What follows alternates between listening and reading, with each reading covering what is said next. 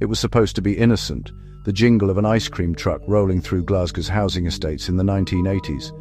But behind those cheerful tunes, a deadly battle was brewing. What began as a fight over who could sell ice cream in which neighborhood soon spiraled into something far darker, a world of drugs, intimidation, and murder.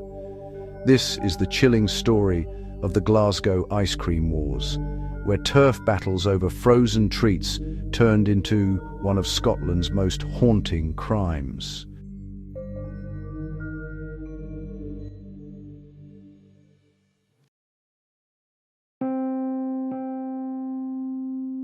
In working-class neighbourhoods across Glasgow, ice cream trucks were more than just dessert delivery. They were mobile cash machines.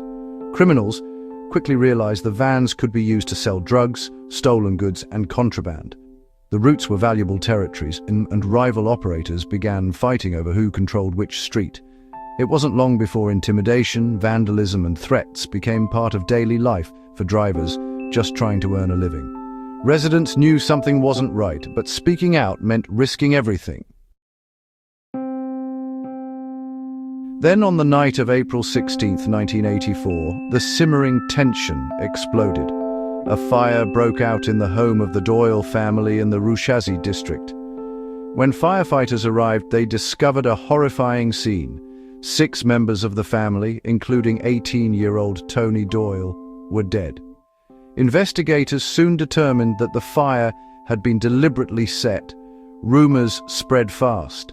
The Doyles had been targeted for standing up against the criminal control of ice cream routes. The tragedy shocked Glasgow, and the media dubbed it the Ice Cream War's murder. Police quickly focused their attention on 2 men, Thomas Tam Campbell and Joseph Steele, both known in the criminal underworld. They were arrested, tried, and eventually convicted of the murders. But even during the trial, something felt off.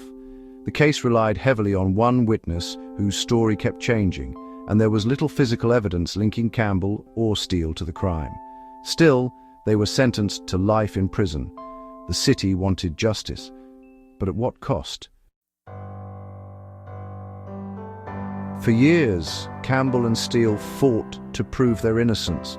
They launched hunger strikes, protests, and appeals, claiming they had been framed by corrupt police officers eager to close a high-profile case.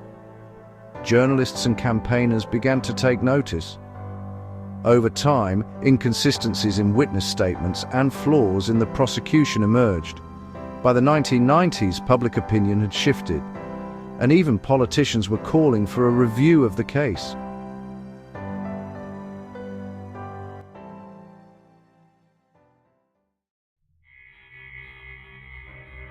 Finally, in 2004, after 2 decades behind bars, the convictions were overturned. The court ruled that the trial had been a miscarriage of justice. Campbell and Steele walked free. But the real question remained, who really killed the Doyle family?